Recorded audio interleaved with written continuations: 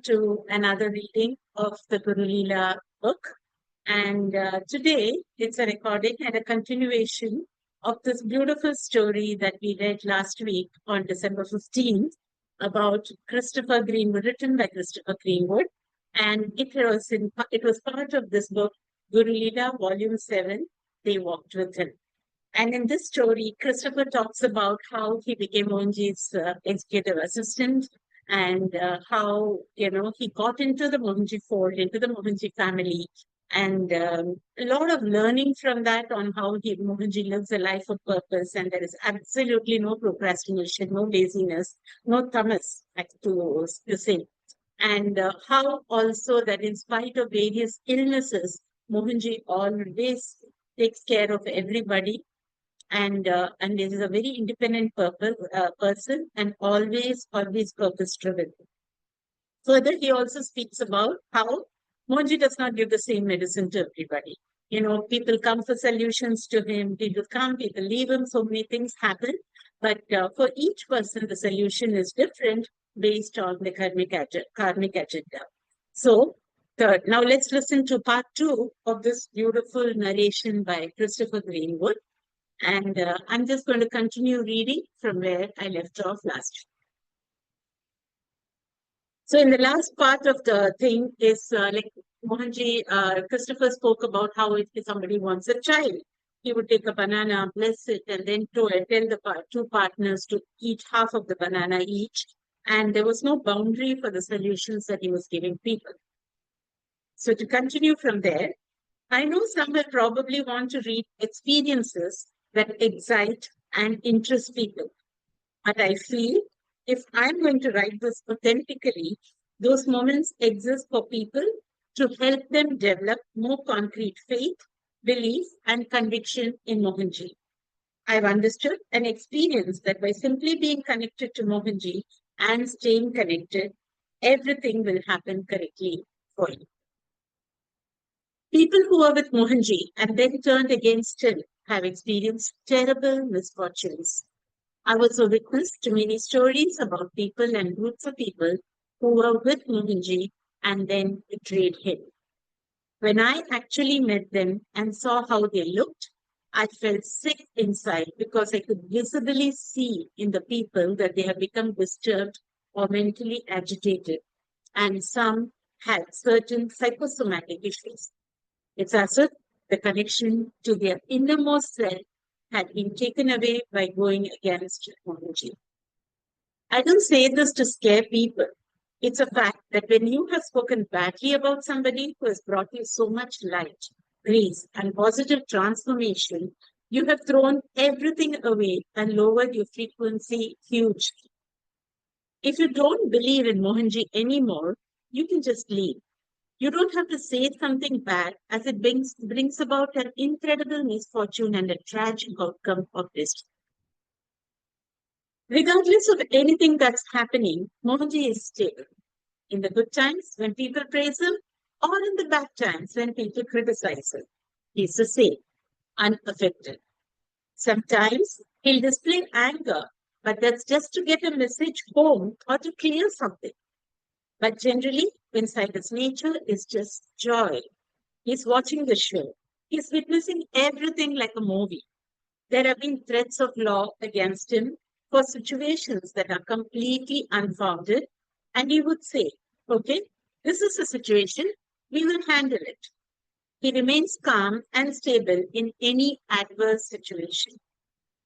One of the things that's impressed me is that he is here for completion. If someone's idea of satisfaction and completion is to go against him and to say bad things about him, he allows that. And he's happy because then that person is satisfied. It's the same if someone praises him or does something good. He's also satisfied. It doesn't matter so much what other people will be saying or doing. And that's a key quality you can see in established masters.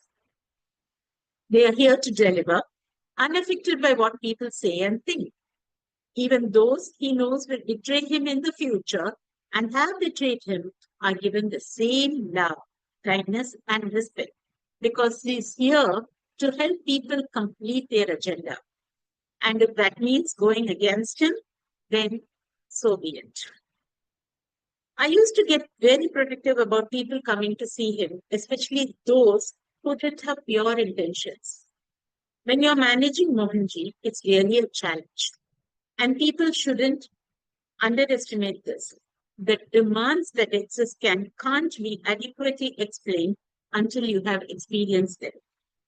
Everybody wants to see Mohanji, and you are the person that is there to help organize it. People often see you as a barrier. They can get very frustrated and angry at you. You have to face various situations.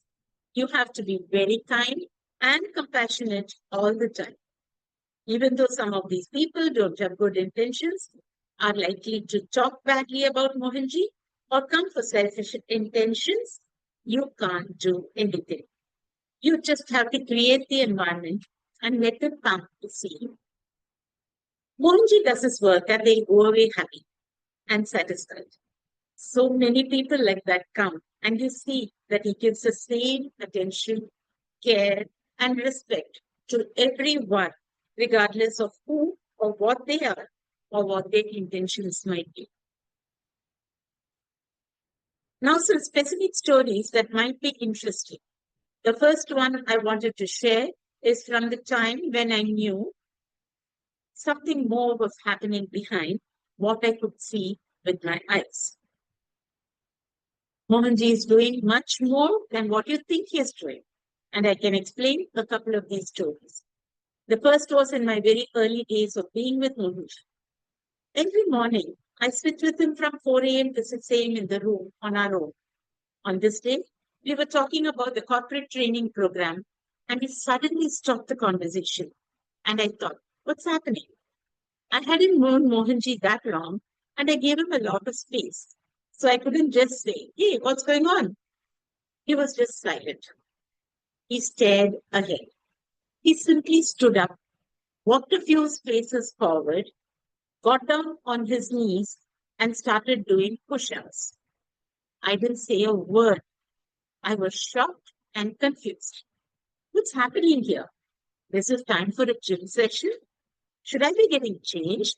And should I be doing some exercise as well? Was this some special spiritual practice that I didn't know about that I should be getting involved in? Because I don't get told anything. You just learn by observation. He finished, got up, and sat back down. And he started talking again as if nothing had happened. I asked him what this was about. Mohanji replied that he was just helping someone. And I asked, what do you mean? Without giving an answer, he just said, focus on what we need to do. He didn't say anything. I was thinking, what the hell was that? This was crazy. Later that day, Mohanji was on a call. He often has it on speakerphone to not have the phone to his ear. It was a lady relaying the story about how her father had gotten into hospital and she had been praying hard to Mohanji to save him. She was calling to thank him for helping her father. He had had a heart attack and had to be brought back to life. Now, Mohanji didn't say anything and he wouldn't. But I was able to realize that earlier, what I thought was a push-up was Mohanji actually pumping someone's chest. That person was saved and the call confirmed it. Many experiences would happen like that, where I witnessed one thing and that then the confirmation would come back, which would be something beyond my comprehension. Another time like this was when we were in Slovenia during COVID. Kumbh Mela was happening in India, and Amukher always serves the wandering sadhus. There are thousands who come for the pilgrimage. Volunteers take food down to the ghats where the Sangam is and feed the people. I called the Amukher president and asked if feeding was happening. She said it wasn't possible because of COVID. I told Mohanji and he said, nothing of the sort. We are feeding people. Make the arrangements. There will be a way. The team swung into action. They managed to take some food down to the guards for a couple of nights. A couple of days later, the Amukhe president shared what happened. Volunteers were taking food in a rickshaw, driving past a forest. A naked sadhu, a Naga Baba, shouted in a real commanding voice, "Where are you taking my food? That food is for us. Bring it back here." The rickshaw driver tried to drive away faster because it was obviously a scary sight to have a naked man chasing after you in the dark. Anyway, the rickshaw just stopped and wouldn't move any further. The man caught up with them and demanded the food. They followed him through the woods for the next 10 minutes and came to a clearing in the forest with 12 sadhus waiting for this food. The volunteers started to serve them the food, and the main sadhu said, "This food is from Mohanji. He's not here this time, but next time he'll be here for the Kumbh Mela." This incident was being narrated from India to us on a loudspeaker in Slovenia. She added, "Thank you, Mohanji, for this opportunity." After hanging up, Mohanji smiled at me. He said, "See, I always keep my promises. I told them that I had some food, and I did." Now, how can this be explained to the logical mind? Mohanji is in Slovenia. He is connected to these sadhus who didn't have any personal belongings or homes. Food was taken to them as agreed by Mohanji in some unknown way to us. The volunteers were unaware of this, but everything happened smoothly. When they went to the clearing the next day, it was deserted. When they asked the villagers about the sadhus, they said that they hadn't seen anyone there. Who were these people? And how did Mohanji know to get them food? And how did they know the food was coming in the rickshaw at that particular time, as it was not organized to be at a certain time? I could only look at it bewildered. As I spent more time with Mohanji, I started to notice a pattern with his energy. When I go to his room early in the morning, his expressions would be very minimal. After about 6 a.m. and a hot drink, he would start to express more. I began to realize that Mohanji was leaving his body to go and work elsewhere. His body is present, but he's actually elsewhere. Sometimes he would just say, "I'm going upstairs. I need to go and work." He would lie down and look like he's sleeping, but he's gone somewhere. What is happening in the morning as he slowly comes back? The morning tea would bring back that sensitivity into his body so that he's more in his physical body than being out. I started to understand this after he was bedridden for almost 3 or 4 months with his foot. I came in one morning and looked at him as he walked to the toilet with his dhoti and bare chest because it was quite hot. I saw that his whole frame had changed. His back had huge muscles, like he'd been going to the gym. Normal people who are bedridden for 4 months would be quite thin with poor muscle tone, but Mohanji looked very muscular. I saw specks of blood on the floor, but I couldn't see anything affecting Mohanji. He said I was doing work elsewhere when I asked him about it. When people relate corresponding stories, we realize that his body was physically there, but metaphysically, he was doing bigger work elsewhere, with fights and battles, and that reflects on his physical body. We used to play badminton together, which might be quite funny for some people to hear, but he was very, very good at badminton, and he didn't hold back, which was also a message for me that in life, you need to be committed to what you're doing 100%. You can just pretend to play. If you're on the court and you're playing, play the game, play the game, play it to your fullest. I remember clearing up his clothes for washing one day and picking up his vest. It was completely soaking wet. But when I picked it up to put in the washing basket, a beautiful fragrance came from it, a floral, a celestial smell. How was it possible? We played badminton for about an hour, and he was completely sweating, and the vest had a beautiful fragrance. If you read books about yogis, people who are established in consciousness, they have gone beyond the typical functions of the body and exude these fragrances. Slowly, my rational, intelligent, skeptical mind was being broken to the point where I now think anything's possible with Mohanji's energy. I worked with him to set up centers and projects worldwide and realized that Mohanji empowers people doing something for a good and righteous purpose. Managing the Mohanji Center of Benevolence in Scotland, I can see that if you really connect with Mohanji, if you trust and take steps, he fully empowers positive action. You then have to be aware and take the cues and the steps. Then things become easy. Initially, the UK team was searching for a center in England with good proximity to where everybody lived. Somewhere people could travel easily for a weekend, etc. After 2 years of searching, nothing was coming up with all the necessary requirements and within the budget, as properties were very expensive in England. The idols for the NCB were ordered, and there was a timeline for the property to be found. I'm from the UK, and at that time I was traveling with Mohanji full time. We were in Turkey and due to go back to India. One day Mohanji said, the update came that they haven't found a property yet, and one of the properties they were looking at had gone to another buyer. You should go to the UK and help find that property.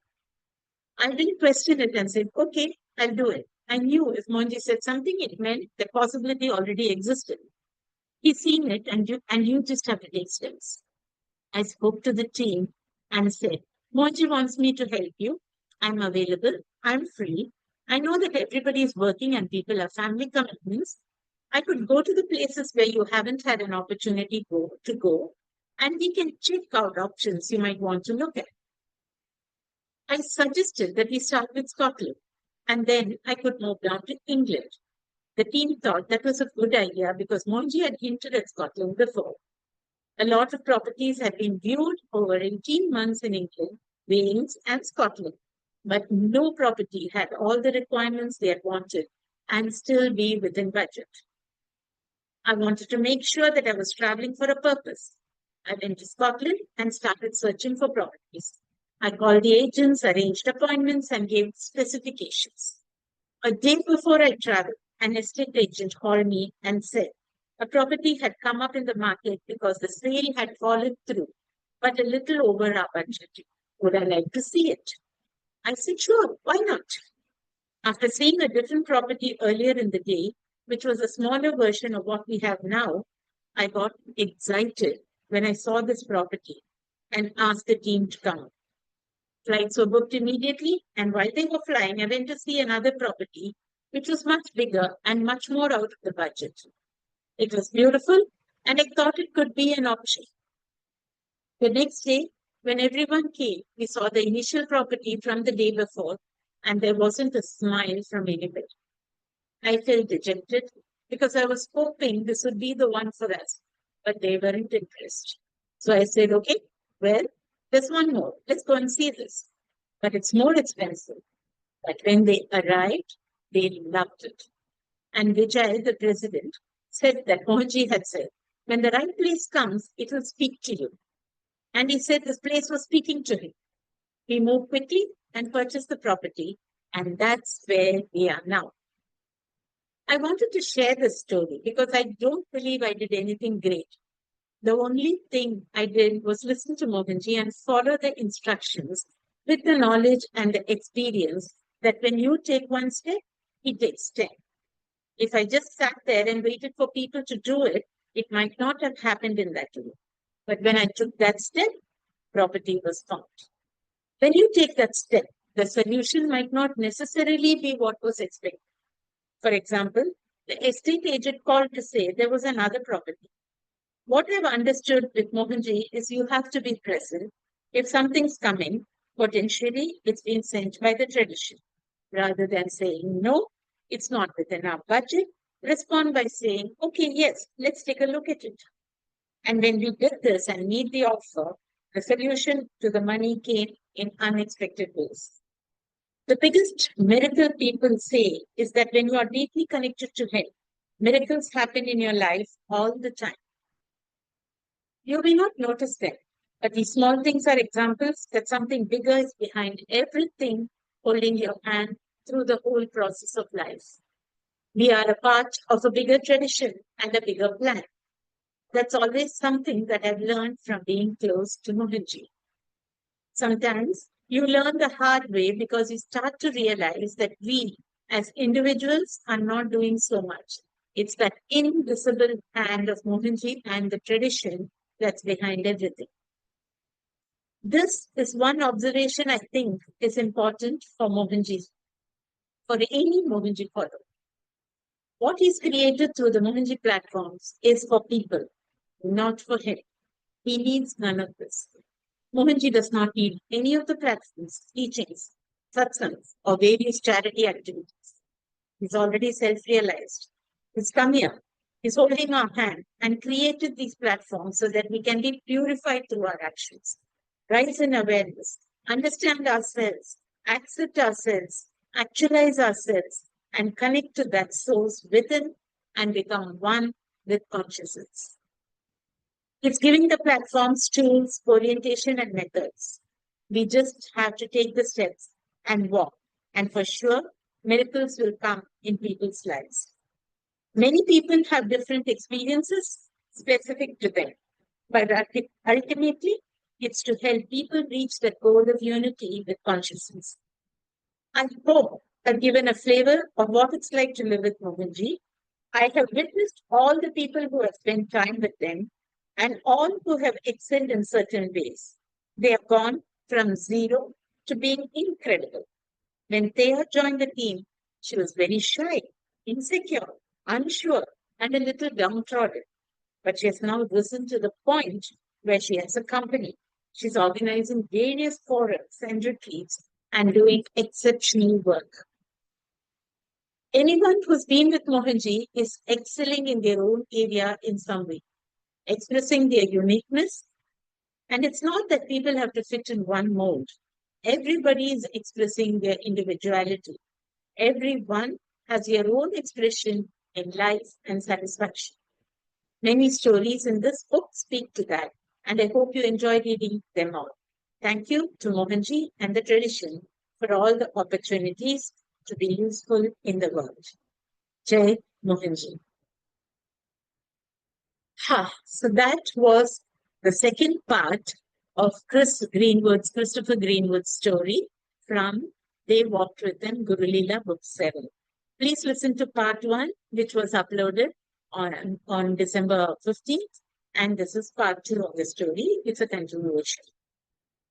I hope you like the story. And we do have a lot to think about and recognize all these miracles that are happening in our lives, because each of us are individuals, having chosen our own path. And there are many, many stories, beautiful stories from Chris's experience, which may resonate with you and which may have happened with you or which may happen to you in the future. So just stay connected with him, take Mohanji very seriously, and also know that whatever Mohanji does is for your highest good. So with this, I would like to conclude today's session. We'll meet again next week for another reading of a fresh new chapter from Guru Leela Book 6. Till then, stay blessed, stay safe, and stay happy. Jai Mohanji.